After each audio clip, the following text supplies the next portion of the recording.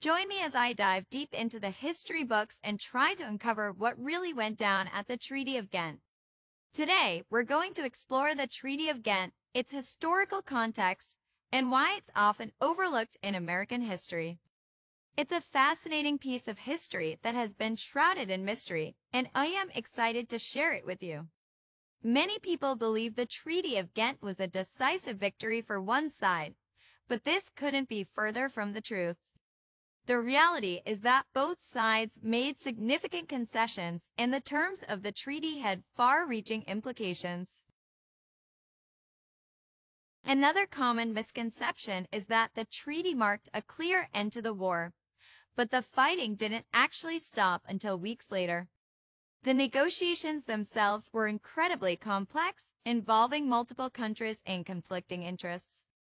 Understanding these nuances is crucial to appreciating the true significance of the treaty. One of the most significant misconceptions surrounding the Treaty of Ghent is that it was a purely American-British affair. However, this ignores the crucial role of other European powers, particularly Russia, who helped facilitate the negotiations. Additionally, the treaty had significant implications for Native American tribes who were ultimately left without a seat at the table. We need to recognize that the Treaty of Ghent was not just about America and Britain, but about the complex web of alliances and rivalries that defined the early 19th century. The treaty's terms were the result of a delicate balancing act, as each side sought to protect its interests while making concessions to the others.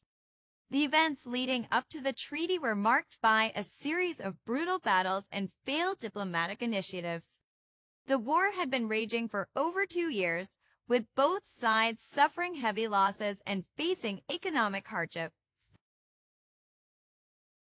Amidst this chaos, a small group of diplomats, led by Henry Clay and James Bayard, embarked on a perilous journey to Ghent, Belgium, to negotiate a peace settlement. The negotiations were tense and often acrimonious, with both sides dug in on key issues like trade restrictions and territorial claims. Despite these challenges, the diplomats persevered, driven by a shared desire to end the war and restore peace to their nations. The key players involved in the negotiations were a diverse and fascinating group.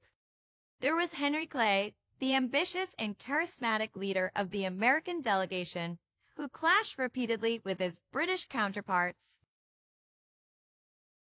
There was also Albert Gallatin, a cagey and experienced Swiss-born diplomat who helped broker the treaty's key compromises.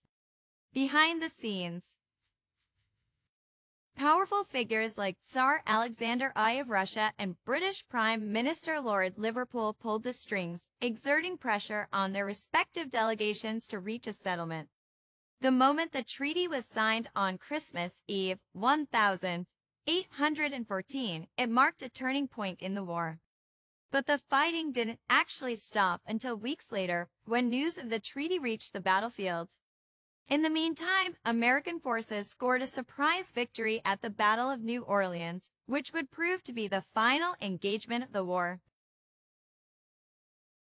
The treaty's signing also had significant implications for U.S. British relations, as it marked a crucial step towards a new era of cooperation and detente.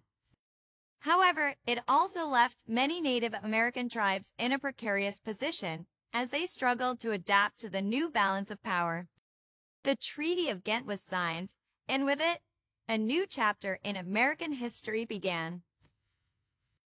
The treaty's significance cannot be overstated, as it set a crucial precedent for future diplomatic relations and marked a decisive shift towards a more peaceful and cooperative international order.